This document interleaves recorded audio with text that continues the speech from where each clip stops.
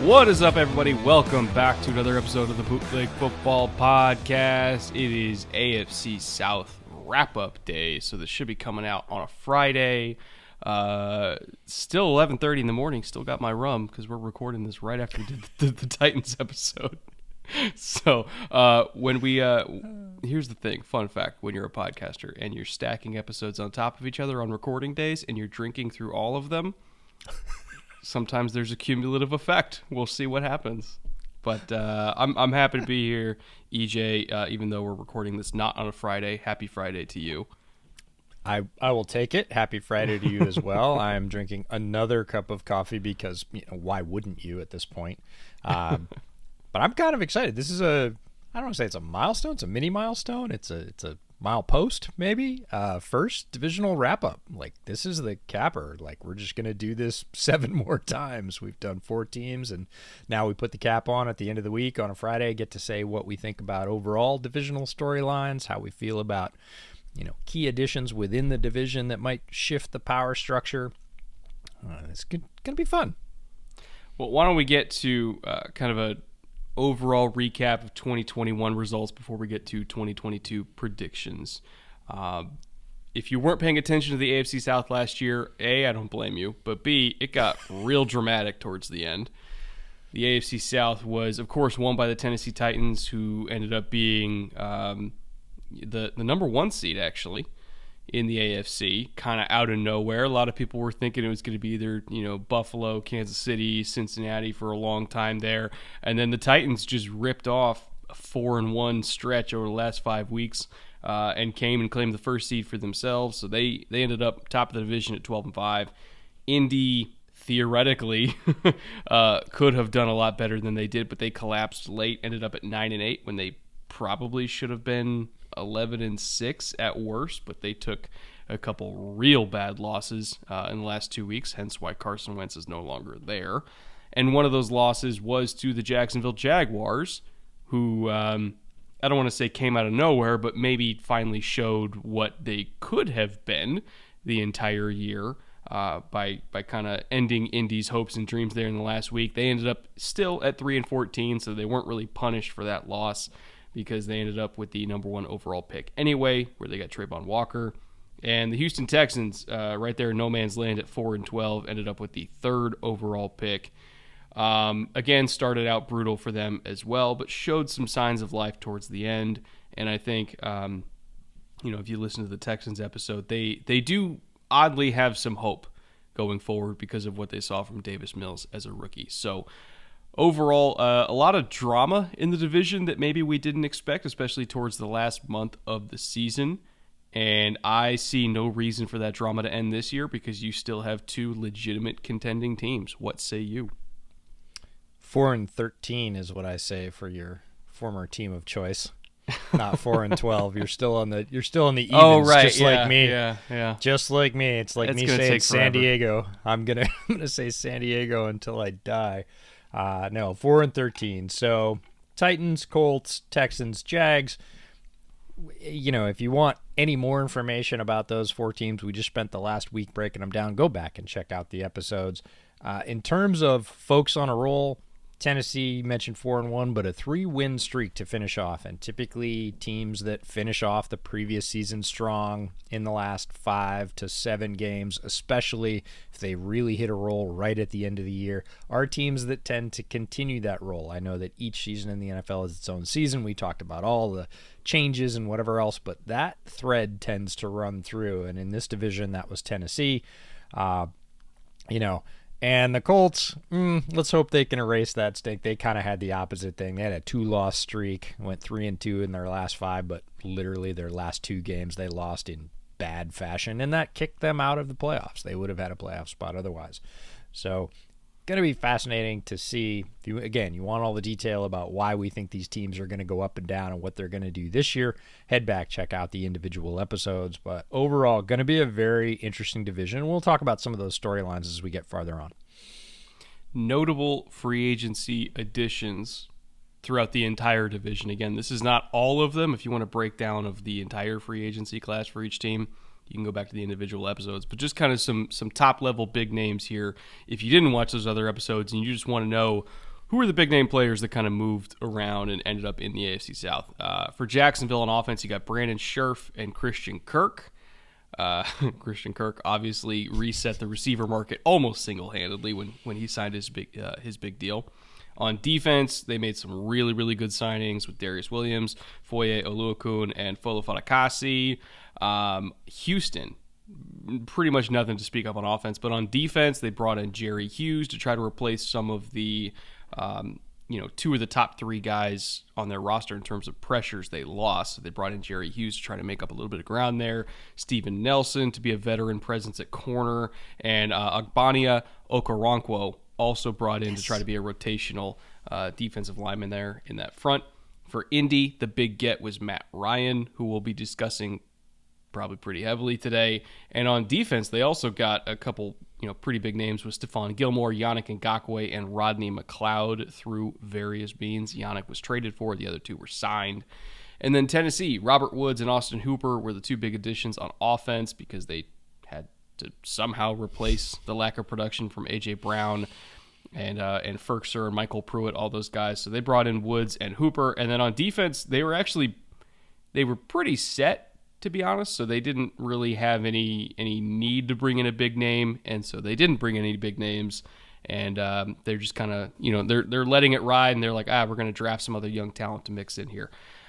Overall, looking at these big name free agents, which one kind of sticks out the most to you, I should say, as being the biggest game changer in the division as a whole? Got to be Matt Ryan for me. Indy's needed quarterback stability. They've taken several bites at different apples over the last 2 to 3 years. It hasn't worked out. They have a very talented team around the quarterback position. Chris Ballard continues to build a really good roster, but they needed the trigger man. They needed the point man. Matt Ryan, I don't think in their wildest dreams they thought would be available. Through a turn of fate, he was, and they went and got him, which was a smart thing to do. If he doesn't shift the balance of power in this division, nothing will. I'm going to go slightly different direction just because you already took Matt Ryan. I'm going to go Yannick Ngakoue, who they did trade for in exchange for Rock Ya-Sin. That to me was I don't want to say a lopsided trade, but I feel like it did favor the Colts because Yannick, traditionally, especially when he's with Gus Bradley for the third time in his career, he is that fire breather off the edge. A lot of what Gus does defensively is to get one-on-ones for that weak side edge player, the Ghost 9, whatever you want to call it. There's a lot of stunts and twists and everything involved in order to try to get him good matchups. He's still a very effective pass rusher off the edge. He's going to get a whole lot of pressures. And when combining him with the other waves of guys in that defensive front, he's only going to have to play 30 snaps a game. And so you're going to get 30 snaps of fire and brimstone. And I think he's going to get a lot of pressure, a lot of sacks, and be a critical addition to that defensive line rotation.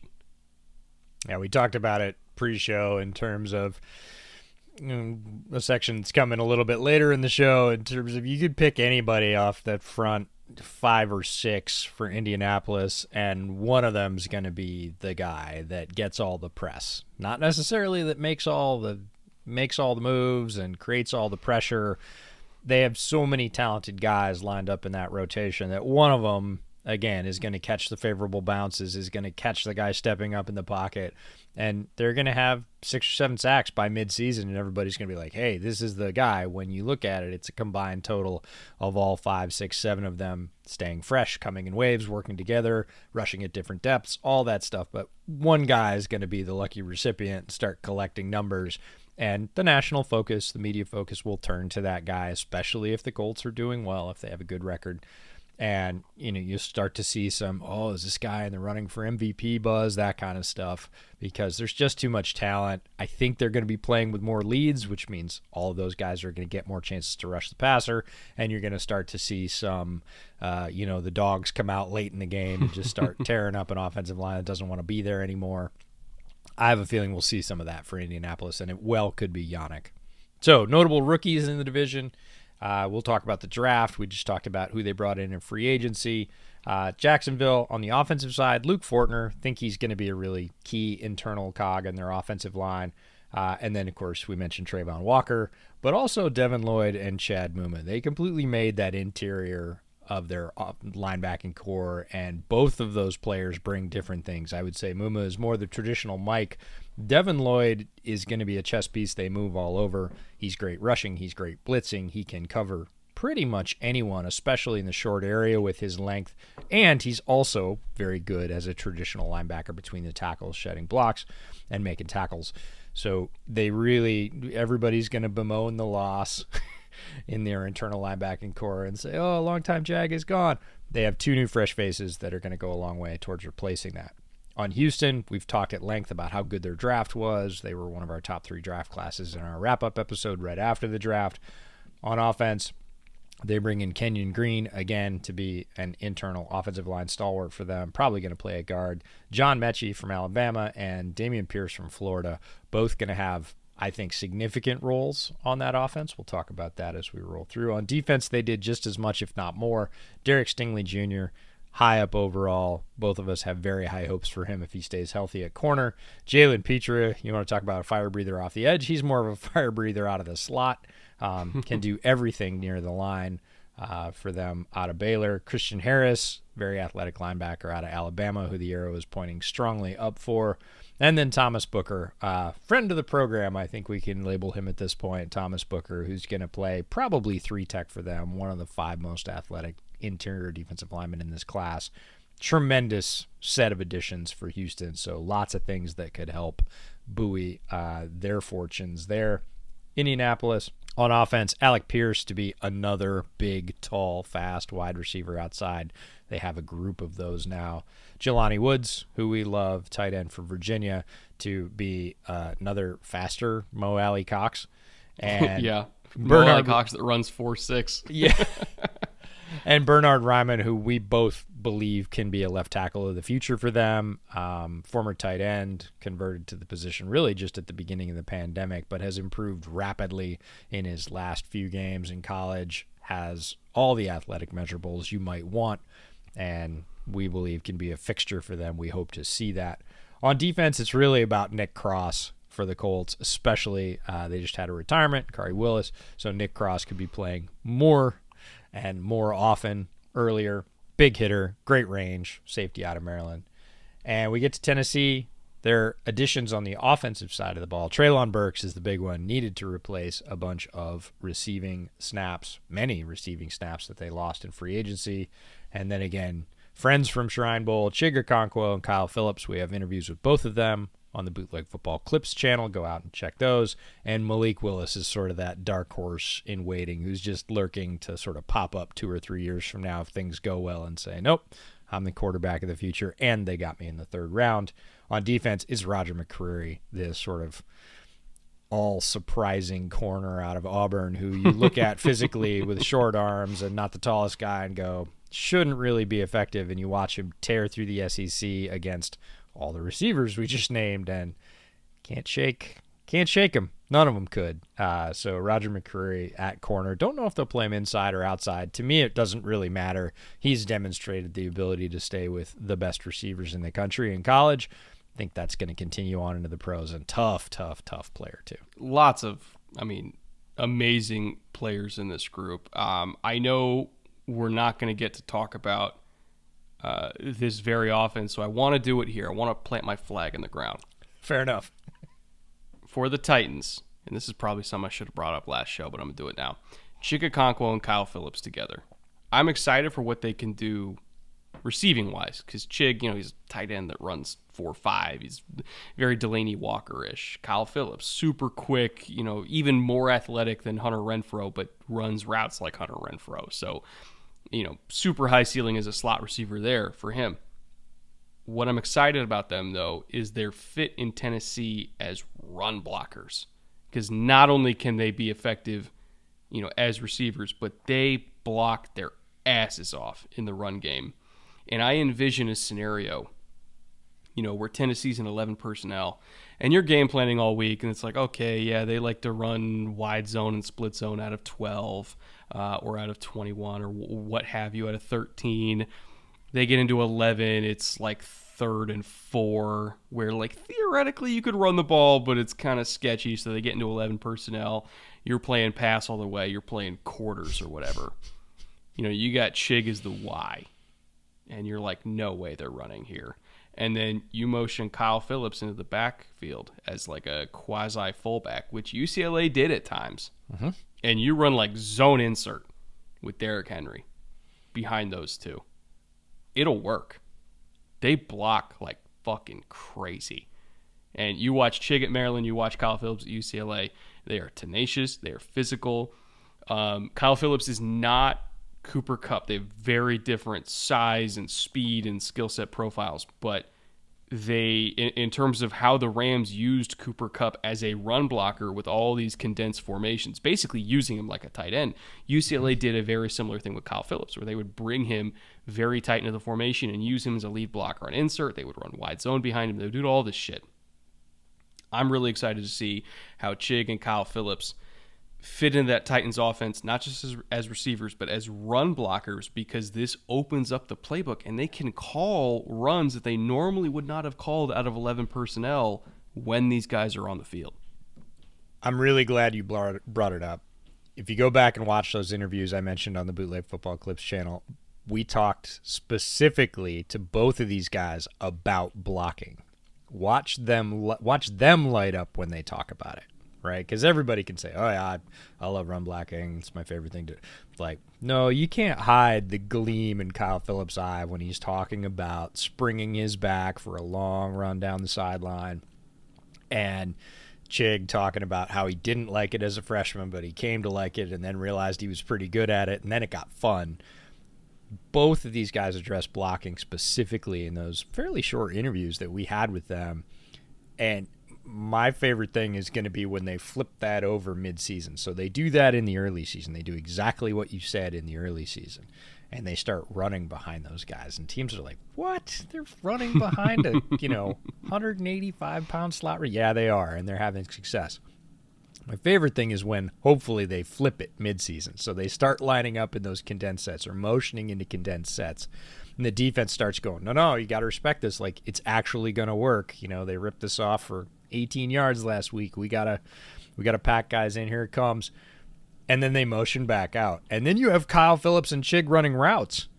Like, that's not a bad thing either, especially if you've sort of brought a heavier package in thinking, no, this is their disguised run. We're going to blow up Kyle Phillips with some 255-pound linebacker that can't run.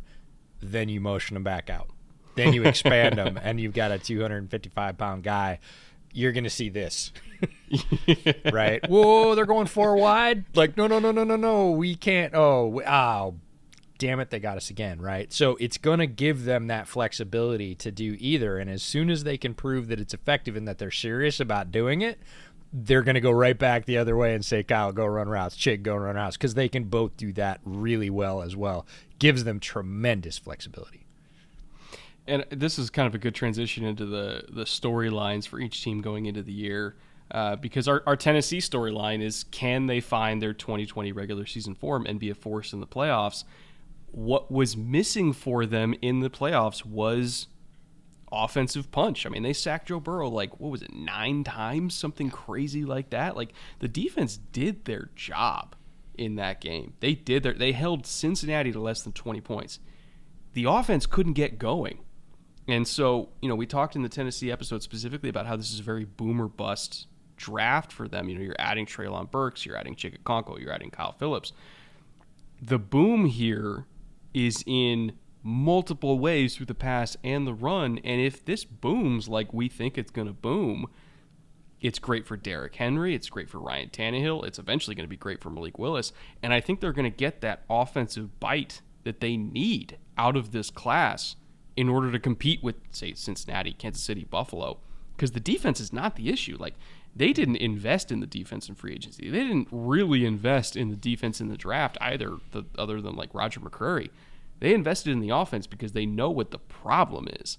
And so, in terms of can they get to the 2020 regular season form and be a force in the playoffs, it's all on this offensive rookie class.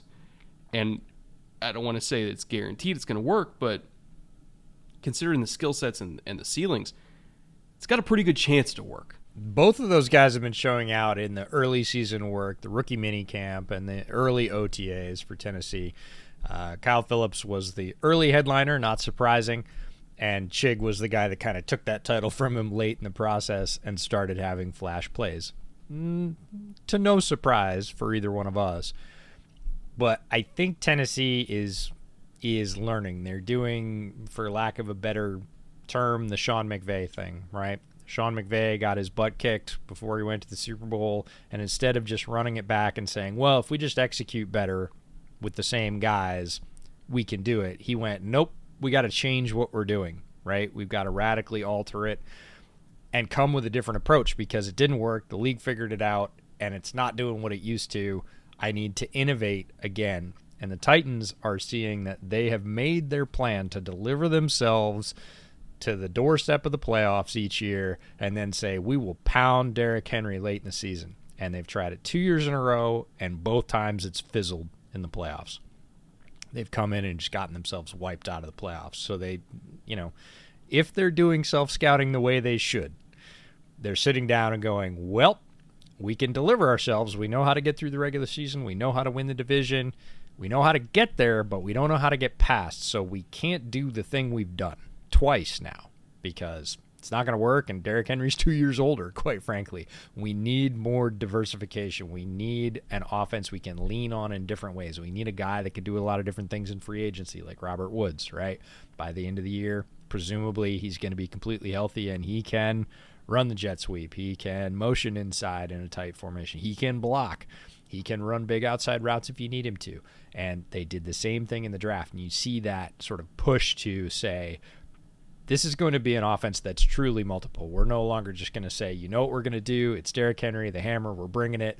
Stop it if you can, because you've stopped it twice. So if we're smart, we're not going to do it a third time. We're going to try something different. Now, storylines for the Colts. We did touch on this in the Colts episode. How far can Matt Ryan take this very talented roster, and can they go all the way? For me, looking at let's just say the NFL over the last, 10 years. 10 to 12 years. There's been two predominant ways that teams have won the Super Bowl. At least the two most common ways. Yep. It's you get a really good quarterback on a rookie deal, and you realize that sometime, hopefully before year two, and then you spend an ungodly amount of money to surround them with talent, and you go make a run. We saw Seattle win a Super Bowl with Russ on his rookie deal. We saw Kansas City win a Super Bowl with Mahomes on his rookie deal. We've seen that multiple. Cincinnati almost did it with Joe Burrow on his rookie deal. The other way that you win the Super Bowl is you already have a pretty good roster. And for the most part, if you're doing your job correctly, you have it built with a couple key outs in the cap where you can create some money quickly, and you have a way to create $30 million of space quickly. But for the most part, the roster is built. You identify some sort of disgruntled veteran quarterback around the league that is not in a good situation, and you say, you know what, we can't find our own quarterback. Let's spend a first-round pick, or let's spend a whole lot of money and go get that guy and plug him into our already ready-to-go roster and go win a Super Bowl. That's happened in the last 2 years with Tampa and with the Rams specifically. Tampa bought Tom Brady. The Rams traded for Matt Stafford and then bought Matt Stafford again. But those are kind of the two predominant ways. Either you have a cheap quarterback and a very expensive roster, or you draft well and build a very good roster and then go buy yourself a quarterback. Looking at the Colts, they're trying the second way. They've already drafted well for a long time. They have a good roster. They drafted well this year. Again, they still have a great roster. Couldn't figure out quarterback. So they bought one at a relatively discount price, I might add. Third-round pick. I think there is a legitimate shot. When I say legitimate, I mean 20% chance. I'll give 5-1 odds that the Colts are there at the end, because Matt Ryan is a great quarterback and this roster is a great roster. They're not one of the highest odds to win the Super Bowl, but in my opinion, they should be. If you're going to drop a dime or a few hundred dimes on a long shot to win the Super Bowl or a longer shot to win the Super Bowl, my money goes to the Colts because of exactly what you said. We've liked their roster for a couple of years. We're like, maybe it's this guy, maybe it's this guy. Hasn't been the guy at quarterback. And we know in the modern NFL, you need the quarterback. Look at the final 8 for the last 3 or 4 years in the NFL. There are no, like, oh my God, how did that quarterback make it in? Unless it's an injury replacement for a team that was, already rolling before their starter got hurt. It's always Brady, Mahomes, Rodgers, now Allen that he's ascended. Like, it's always Drew Brees before he retired. It's always quality quarterbacks who are rolling into the playoffs. And you can say what you want about Matt Ryan's time in Atlanta. You cannot say he did not provide quality quarterback play. He did, and he rolls himself into a situation that Chris Ballard and Frank Reich have built. They continue to add weapons. It feels a little bit like Tennessee to me in that I think the offense was a little more diverse already. They added more diversity still. The defense was pretty good. Great linebacking core. We talked about their front 5 or 6 defensive line rotation pieces. Secondary, they had some questions in the secondary, but they got Nick Cross to go back and play with Julian Blackmon. I think they have enough, and I think they're going to consistently produce more points and put teams under pressure that way. So in terms of the storyline, I like their odds if Matt Ryan stays upright. Again, he's got a pretty good offensive line in front of him. That's likely. He's a very good run game to lean on. He doesn't have to do it all. He's got Jonathan Taylor back there. Like, in terms of teams that are positioned, even though the AFC is rugged, let's not undersell that fact. I still like their odds. They've got a lot of juice on defense, and now they have an elite thrower of the football. It's just a good setup. Right now, they're 14th in the NFL in terms of quote-unquote best Super Bowl odds at plus 2,500. For reference, the Bills are at plus 650.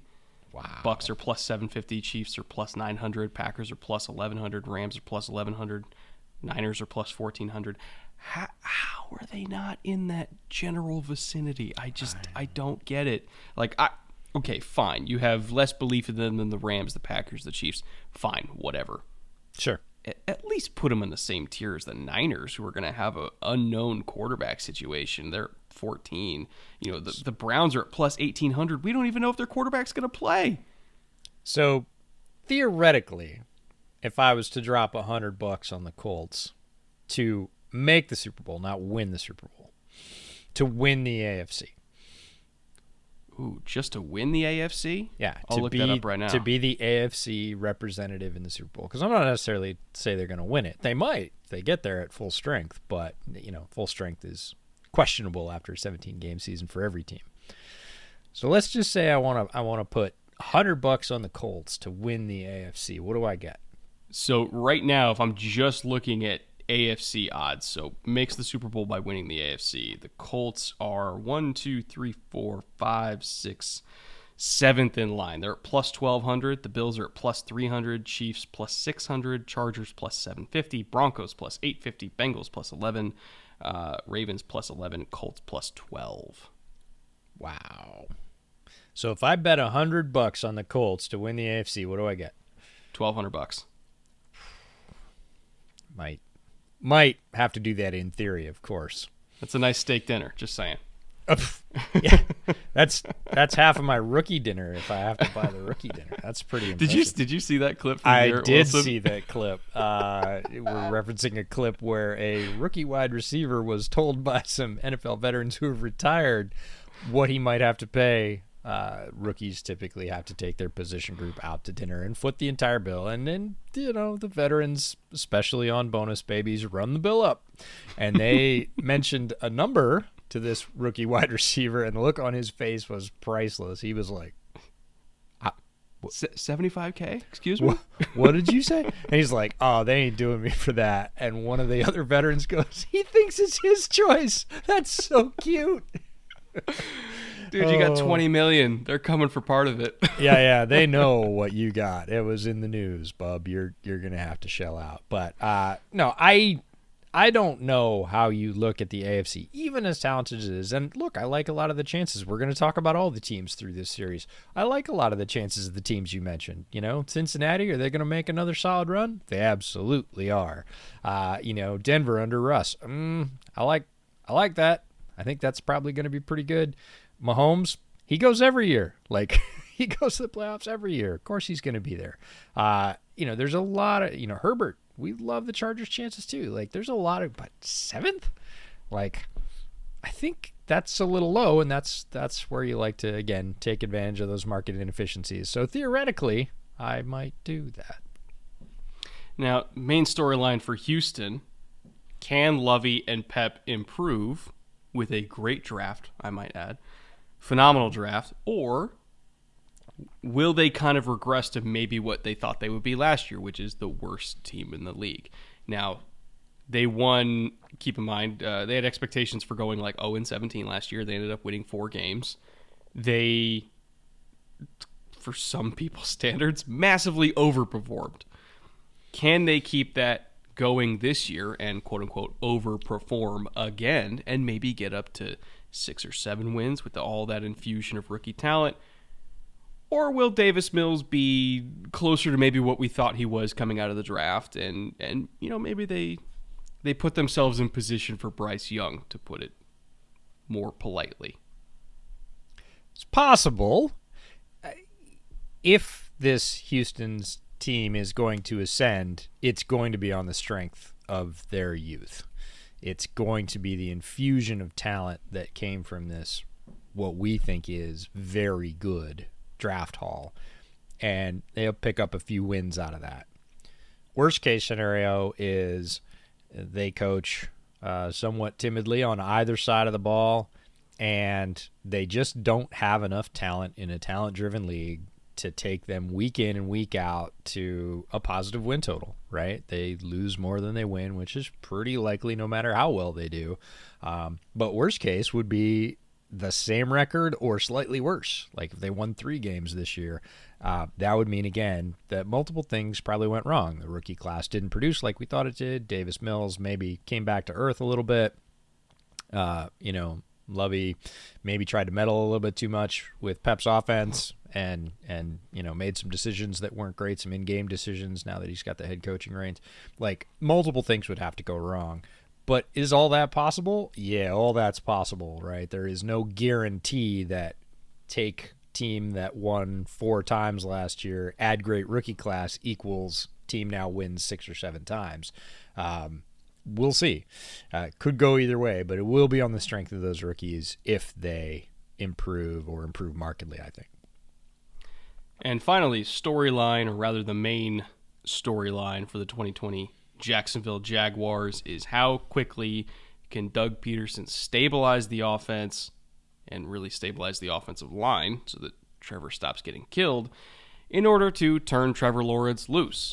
And also, side note, how well will all of the young talent that they've kind of cycled into that defense over the last 2 years, how well are they going to gel? And they're not going to be the Saxonville again like 2017 was, because that was a crazy-ass defense, but can they at least be average to above average? Those are the 2 questions we have. Just, can Peterson get this team to average? I think if he's already removed one roadblock, or Jacksonville has already removed the biggest roadblock from last year. They did that midseason, let Urban Meyer go, and said, nope, oops, we goofed, bye. Get out of here, we'll do better without you. And they did. You mentioned it at the top of the show that they had a late season surge a little bit, at least in terms of consistency of solid professional football play. They looked better after he left. Took a few weeks, but they did improve towards the end of the year. This is different than that. This is, okay, we've swept that out. We've, again, added a really talented rookie class, tons of talent in that class. We have a coach that's been around the block. Yes, he's the rookie coach for Jacksonville, but he is not a rookie coach. He's a Super Bowl winning head coach. How quickly can he bring his system, his brand of football? How quickly do all of our players buy into it on the offensive side? And really, do we get to see our number 1 overall pick from last year perform like we think he can? Certainly has enough weapons. It's really about getting the offensive line to some level of you don't have to duck every down, Trevor. And the D, they've really reloaded. I mean, Miles Jack out of town, but hey, you bring in Devin Lloyd and Chad Muma, great. Bring in Trayvon Walker. They seem to be leaning towards we're going to move him around and have him do a lot of things, which is great because he has a ton of athletic potential. A lot of other good players there. Josh Allen's there. Like, they have a lot of really interesting pieces on defense. Can they bring the heat on defense and really put pressure on other offenses and then come in and say, nope, we have enough stability? Trevor made plays even when he didn't have that last year. Can we make it so that that's the norm and not the exception? If they do those two things, Jacksonville will surprise people. They have the potential, both through roster and coaching additions, to get a lot better in a hurry. Now, probably the main thing that a lot of people are coming here for, predictions. I think you and I both agree pretty heavily. Matt Ryan, division MVP. He's the best quarterback in the division as of right now. More likely than not, will be the best quarterback on the best team in the division. We've talked about him endlessly. We'll put that one to bed. Offensive Player of the Year. You and I differed a little bit in terms of AFC South Offensive Player of the Year. You also had Matt Ryan doubling up. I actually think that Jonathan Taylor, believe it or not, will be even more productive than he was last year, because if it's 3rd and 5, you can, in my opinion, expect their third and long conversion rate, I should say, to go up. And that correlates with more opportunities for Jonathan Taylor to get the ball in positive run scenarios. So he's getting more carries, and if Jonathan Taylor's getting more carries, that means he's getting more explosive plays, he's getting more chances to score. I think that he's actually going to be more productive because of what Matt Ryan can bring to the table in terms of just keeping drives alive. And the longer the drive is alive, the more chances Taylor's going to get. I also think that, looking at the talent in front of him, I think that their offensive line is going to be even better at run blocking this year than it was last year, because Quentin Nelson was dealing with injuries last year. Ryan Kelly was dealing with, he was banged up last year. Bernhard Raimann, I think, is a better run blocker at left tackle than anybody that they had last year. And, of course, you still got Braden Smith, who's a very quality right tackle. At minimum, 80% of their starting offensive line is really good at run blocking. And, oh, by the way, Jelani Woods, their rookie at tight end, better run blocker than he's given credit for as well if they want to go into 12 personnel looks. And also you got big-ass wide receivers outside that could probably block against some smaller DBs too. So in terms of the bodies in front of him and the overall, offensive script, I guess you can call it, I think Jonathan Taylor is going to be even better this year than he was last year. I think it's the year that Taylor sort of makes people have legitimate conversations about who's the best running back in this division. And it's been default Derrick Henry for a long time. Probably still will be. I don't think Derrick Henry is going to fall off a cliff, but Jonathan Taylor's been busy ascending for a couple of years, and he doesn't show any sign of slowing down. His situation is better. They're going to be closing out more games with a lead with Matt Ryan at quarterback than they were with Carson Wentz. That means, again, more carries down the stretch. Jonathan Taylor is a big and very fast back, and if you start missing or getting tired or not filling your gap or being a half step late in the fourth quarter, he's going to make you pay, not a little, a lot. Right? If he breaks contain, he's ripping off 35 or 40, or he's going all the way because he has legit track speed, but he is not a small dude either. He can take the punishment. So fourth quarter, he's still going to be bringing fire and heat. Offensive line, as you said. And again, game script, playing with a lead, they're going to be grinding that out. They're not going to be airing it out in the fourth quarter if they're up by 15 or 18 points. So there's a lot of things that point to Jonathan Taylor starting to edge his way into that conversation to make it legitimate and not just a, hey, we want a conversation for clicks, but who is the best running back in the AFC South? Because young Jonathan Taylor's sort of priming it up. Derrick Henry's got a lot of mileage on him. He's got to return to form after some injuries last year. I think that's going to be a closer conversation. Still probably Derrick Henry at the end of the day because he is one of the top two backs in the league right now. And until somebody takes that, I'm not taking it away from him. But Jonathan Taylor is in a spot to shine. What we agree on here is that the Colts are going to get a lot of ink and a lot of press if they do sort of 3/4 of what we think they're capable of. That's a pretty good way to transition to the Defensive Player of the Year for the division too, because I think all of these things, kind of tie together. Colts having a lead, being a dominant offense, that plays right into the hand for my defensive player of the year pick, which is DeForest Buckner, at least for this division. He's not Aaron Donald, but he's close to Aaron Donald in terms of being an absolute menace on third down. If he is given one-on-one, he will beat your guard. He absolutely will. And I think that were it not for him playing in the era of Aaron Donald and Chris Jones, he would be seen as, it's going to sound wild, I think he would be seen as the best interior pass rusher in the entire league because he is so overwhelming. It's almost like, you know what I think his career mirrors is Calais Campbell. You remember when Calais Campbell was at Arizona? Mm-hmm. And there were so many years where, either the team wasn't there around him, there wasn't a great situation. They had him playing one technique a lot, nose, because they had nobody else that could do it. The best years of Calais Campbell's career were, or at least the athletic prime of his career, in my opinion, was a little bit wasted in Arizona. Mm-hmm. All of a sudden goes to Jacksonville, where there's a whole lot of talent around him. It's a great team. He sets the franchise record for single-game sacks literally in his first game as a Jaguar. Is one of the best pass rushers in the league at any position. His first year as a Jaguar. I think the same thing of DeForest Buckner. And I think that in this situation, we are at long last going to see what he can do when everything around him breaks his way. It's Calais Campbell 2.0. I think he's the guy. Yeah, you said DeForest Buckner, and I definitely had a Colts representative. I couldn't decide between Kwity Paye on the Colts and Jeffrey Simmons, who, if we're talking about DeForest Buckner and being, one of the best interior pass rushers in the league, Jeffrey Simmons is right there with him, and they happen to play in the same division. Either one of those guys. Jeffrey Simmons was on that pace last year for the first 4 to 6 games. Everybody was like, man, Jeffrey Simmons is just wrecking everything. It reminds me a little bit of a guy we talked about in our underrated players episode of Kenny Clark.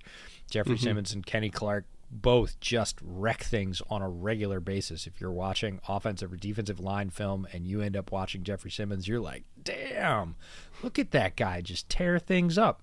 So he could do it kind of any year, which is why I put him up there just as a sort of nod to his talent and impact. Kwity Paye is, again, more on the sort of Jonathan Taylor argument for me of young, ascending player with every physical gift you could want and is not in anywhere near the guy. We talked about this when we were talking about the Colts episode and again today, that anybody in that front 6 or 7 is going to be benefiting from the Colts playing with a lead, other teams trying to come from behind, trying to throw the ball, more pass rushes, more third and longs. The fact that you've got Brenton Buckner and Dio and Kwity Paye and a whole host of other guys. Yannick is there now. Like it's pick your flavor of the week. You can't stop them all. And somebody just is going to start collecting bounces, free sacks, earned sacks, doesn't matter, both, combination of the two. And if that's Buckner, it'll be Buckner. If that's Paye, it'll be Paye. If it's another guy, if it's Yannick, it's fine. That's going to be the guy as the Colts start to win and people start saying, hey, are they a true threat not only to win their own division, but let's look a little farther. Are they a threat to go in the AFC playoffs? And if their defensive leader is going to be the guy that has 6 or 7 sacks midseason and everybody's saying, okay, is he a legit defensive MVP candidate? We're going to start to have that talk because many things are going to play into these Colts defenders having a lot of high-profile opportunity. Now, for Offensive Rookie of the Year, I kind of rolled the dice here in true Titans fashion. I put Treylon Burks. Mm-hmm. Because, again, Robert Woods coming off injury. The other main competition for the wide receiver 1 role at this point is going to be Nick Westbrook-Ikini.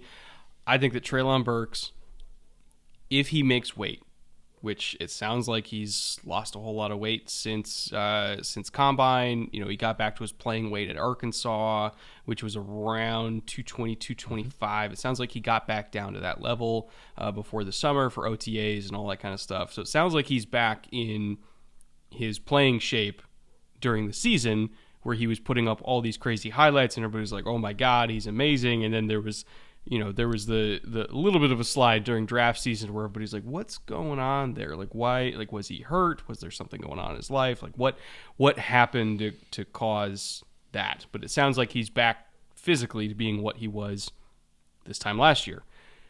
If he is, and I think that the Titans did enough due diligence to make sure that whatever was going on is not a major issue. If he's back to being what he was on the field, he's a tremendous force of nature.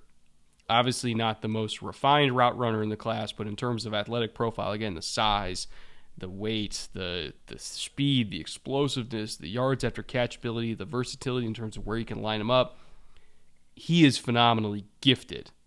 And so I think that the Titans, low-key, were a great position for him to end up in because it is a very well-run organization, and I think that their staff is a good enough staff that they can unlock that potential.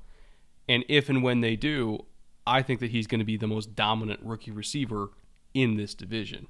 Obviously, again, a little bit of a dice roll, but I'm willing to gamble on the Titans coaching staff and the Titans front office to get him to where he could be. I think Treylon Burks can be explosive, right? I think he can be explosive in this offense, in this system, under this coaching staff. I also think it's difficult for any rookie receiver to come in and have massive impact, right? The Jamar Chases, the Jalen Waddles, they're few and far between guys that come in and just dominate, right? Put up 1,000 yards, are their team's leading or second leading receiver. Now, Burks has that opportunity because Woods is going to be working his way back from injury, and really there's not anybody else there right now. He's going to be this sort of alpha option, but he also has a lot to learn. So I didn't lean on him. I went Dameon Pierce, the running back for the Texans, because I think it's going to become pretty clear in short order that Dameon Pierce is the best option running the ball for the Texans. Marlon Mack is there. Yes, he might be splitting carries early. I love Marlon Mack, but I think it's going to become pretty clear to the Texans coaching staff, this is the guy. Like, this is the lead guy. We want to get him carries. And running backs typically break out a little bit earlier. They can break out in their first year. It's a position that relies heavily on athleticism, not quite as much to learn in terms of learning curve. Going from a college route tree to a pro route tree is a bigger deal for a receiver. For a running back, it's, hey, kind of do the same thing. You got to read this block, hit this hole, go for it, use your athleticism. So we tend to see more rookie running backs kind of go off than we do receivers. We're seeing more receivers all the time. That transition's getting easier. But I think still easier for a rookie running back to put up big numbers. And if Dameon Pierce becomes the lead back, if he can basically pick up pass protection, he showed the ability to do that, but you have to do it at a different level. If you get your NFL quarterback killed, you're not getting any carries, kid. That's the way it works. If he can show that he's solid in pass protection quickly, he's got a shot to do it. Speaking of Texans rookies, by the way, you and I both actually agree on this one. Defensive Rookie of the Year, Derek Stingley Jr., arguably the best corner prospect in this class. And if he was healthy, he would have been pushing, J.C. Horn and Patrick Surtain last year for best corner prospect since Jalen Ramsey.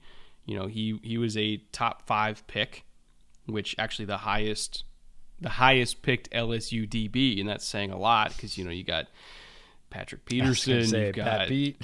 I mean, how many LSU corners have gone in the first round in the last 10 years? A lot, compared to most schools, and he's the highest picked one. And looking at the last true season where he was healthy, which was 2019 on that national championship team, he was better, both statistically and I would argue in terms of game impact, than any of those other LSU DBs that came out. And that's Patrick Peterson included, who might be going to the Hall of Fame. So he is a really special prospect, like truly special prospect, special athlete, special person, special technician, a freak among freaks, but he hasn't been fully healthy in 2 years. And so that's kind of the main concern there. If he is healthy, I think he is an immediate, and I mean immediate, Pro Bowl caliber corner. But we'll see. We'll see how the foot is looking. We'll see if, the soft tissue injuries don't mount up for him in the NFL like it was apparently mounting up for him at LSU. It seems like something was always kind of tweaked or pulled. If he's healthy, he's the guy. And I truly think that he has the potential to be one of the 10 best corners in the entire league within a couple months. If he stays on the field, I don't really think this is a question because, again, corners are a little bit – outside corners, I'll say, are a little bit like running backs. You can line them up and say, this is your guy, go get him. Use the boundary, use your natural gifts, which Derek Stingley Jr. has in – he has a plethora of natural gifts, and we've seen them all on display. He plays extremely well, technique-wise, athletically, wildly gifted. Those are the kind of guys that have breakout rookie campaigns at boundary corner. And if he's on the field for a majority of the games, not going to be a lot of coaching there. Like, yes, he needs coaching, but if from day one you're going to say, go find a really good receiver, which there are plenty of in the NFL, lock him down. And if he does that consistently, even on a bad team, he's going to be the most dominant defensive rookie in this division. Has to stay healthy, though. If he gets banged up in week 4, misses a couple games, comes back, not full strength, it won't happen. It'll be another player. If he stays and plays consistently, yeah, right away he's going to be playing at a very high level. The sort of spin up for him is going to be really short. Now, best coach in the division for this season. You and I slightly differ here, but again, you really only have 2 options, I think, to pick from. You've got Frank Reich. I've got Mike Vrabel. I think over the last couple of years, Frank Reich, in terms of game management, has taken a lot of heat. There's been, when it comes to 4th down calls, when to punt, when to go for it, all that kind of stuff. There have been some legitimate, like, what the hell are you doing, Frank, moments. And so I think Vrabel is a little bit better than him in that area. But I think in terms of game planning, and I think in terms of, the Colts have been through a lot. And I think in terms of being able to kind of land running under new and intriguing and sometimes very tough circumstances, I think Frank Reich is also one of the best coaches in the league at doing that. Remember, they've had a lot of different quarterbacks, a lot of different starting quarterbacks over the last several years. And Frank Reich, to a degree, has made most and or all of them work. Even Carson Wentz, who drove me crazy, he still had his moments under Frank Reich. So I think Frank Reich is very good at kind of, taking chicken shit and making chicken salad. Even though Mike Vrabel is better at game management. I think you can't really go wrong in terms of picking Coach of the Year in this division. You and I just slightly prioritize different things in terms of who we picked. I'll preface this by saying I think the best coach in the division is Mike Vrabel. And I will stand with that. Now, I would agree. Coach of the Year, I think Frank Reich, if the Colts have the success we think, he rides the wave of that success, and that's how these awards go, and he'll be named Coach of the Year because the Colts will be riding, deep into the playoffs and making noise. If that happens, he wins Coach of the Year. Does it mean he's the best coach in the division? No, I think he's the second best coach in the division and still a fine NFL coach. But if I had to just pick on a level playing field, not to get an award, but like you get to pick one coach to start your football team, I'm definitely picking Mike Vrabel over Frank Reich. I wouldn't be sad with either one of them, but if you're giving me a choice, I'm taking Vrabel off the table. This year, I think it's the Colts year. I think they're going to have a lot of success, and typically the team that has the most success gets votes for Offensive Player of the Year, Defensive Player of the Year, Coach of the Year, Rookie of the Year. All that stuff tends to flow towards teams that have success. If the Colts have success, I think Reich wins the award. Overall, I think Vrabel's still the best coach in the division. Well, you and I both picked the Colts to win the division. And, we've been talking glowingly about their Super Bowl odds the entire episode, so I think that was probably pretty obvious. But there's just something about it. I think it's Indy's year. I can't explain it beyond that. If there was any team in the AFC, other than the obvious ones, Buffalo and Kansas City, if there was any team in the AFC where it's like, Brett, gun to your head, who's walking home with a ring, it's them. Complete roster, good quarterback, good coaching staff, good front office, good culture. Jim Irsay, say what you want about him. He cares about winning. He doesn't care what he needs to spend in order to win. He is fully invested in the team, being the best possible program they can be. And he doesn't get in the way of people running the team. He's one of the owners who's very passionate about winning and will do anything to win, but he's not stepping into the front office and saying, do this, do this, do this. Like, he lets his football people make the decisions, but he also gives them the resources to do it. This is an organization that is ready. They are ready to finally, get over that hump, take the next step. Can't guarantee anything, but if there's one that I'm picking, it's them. I can guarantee they're going to be in the fight, right? Short of something catastrophic, injury to Matt Ryan, something like that. They're going to be in the fight. Am I willing to say, they're going to roll over Mahomes and the Chiefs or Allen and the Bills? No, I'm not.